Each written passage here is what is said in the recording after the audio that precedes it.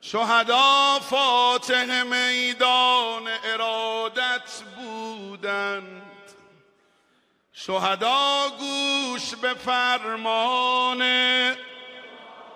ولایت بودند.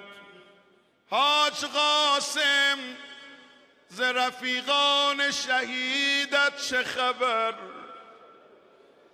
از غم باقری و داغ رشیدت چه خبر؟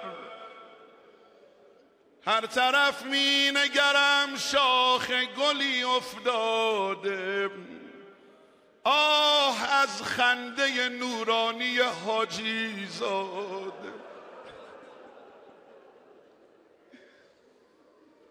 با سلامی که به این قافله پیوست بگو، قامت صبر همه خم شد و نشکست بگو.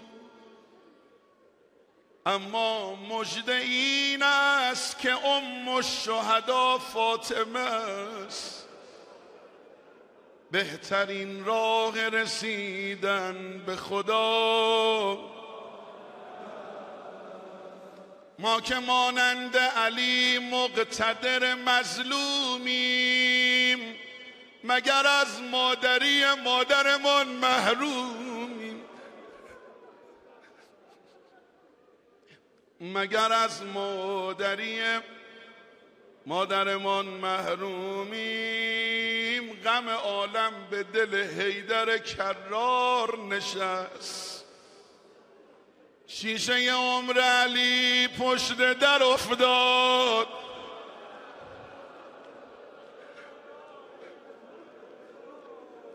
شکست.